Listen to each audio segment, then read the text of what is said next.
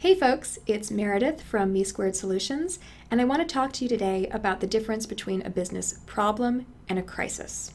A business problem is any situation or issue where you don't know the answer or have a solution ready.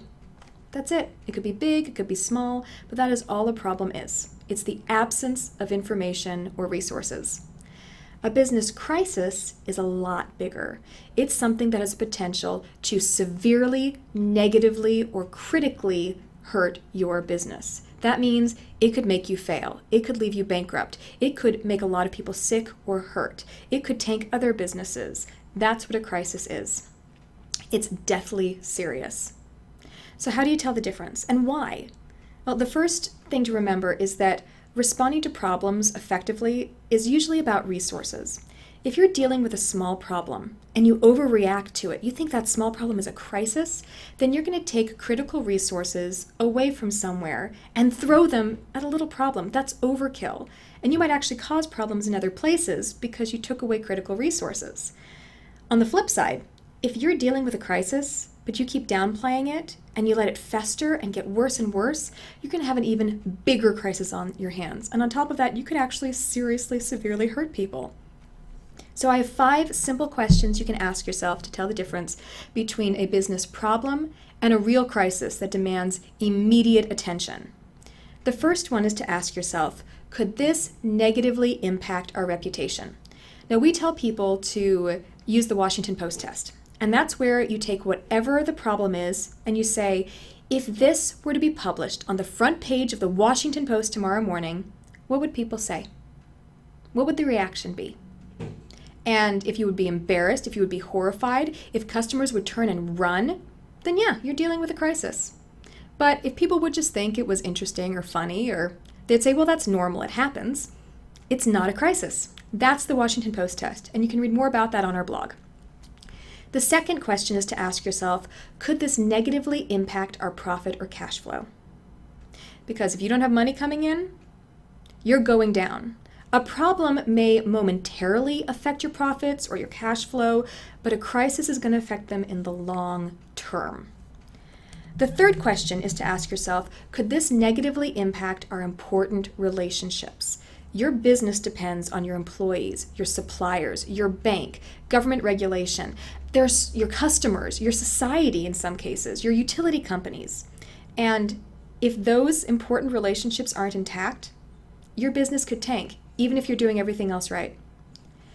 The fourth question to ask yourself is, could this negatively impact morale? Now that's customer morale, that's employee morale, public morale. It's also your own morale.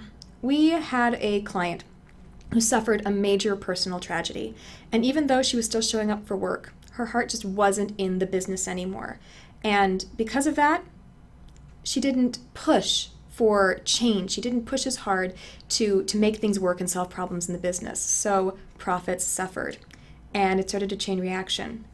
Employee morale suffered. What they were delivering to the customer wasn't as well packaged anymore, and the company is seriously suffering. Revenue decreased, customers were lost, and momentum dissipated. Morale can cause a crisis. The last question is to ask yourself, is there a high risk that this could go viral? In the age of social media and instantaneous communication, it becomes really easy for information to spread and the world will know everything that happened in your business, and you can't control that. There's no way to stop that from happening. So learn a lesson from the great viral corporate mistakes and realize that everything can come out and will likely come out at the worst possible time. So if there's a chance that something you've done could get out to the public and go viral, that is also a crisis, especially if you aren't prepared for it. Now, if something bad happens and you control the conversation, you know that the news is going to get out and you're prepared to deal with it, you have dealt with the crisis. You've neutralized that crisis. And that's the point of all of these questions, is to help you prepare to neutralize a crisis so that you can start solving the problems that led to it. And ideally, you'll be able to identify those problems earlier and earlier and prevent crises from even starting in the first place. In the end, it's the way you respond that will decide if you're dealing with a problem or a crisis. And the way you respond will also decide if you solve a problem or create a crisis. If you'd like to learn more, you can visit our website at www.me2-solutions.com. There are hundreds of free articles and resources about crisis management, business development, and quality management right there on the blog. You can also just shoot me an email. I don't charge for good conversation or good questions. My email address is right at the bottom of the screen, and there's also my Twitter handle. My name is Meredith, that's Meredith at me2-solutions.com, and my Twitter handle is The Quality Girl.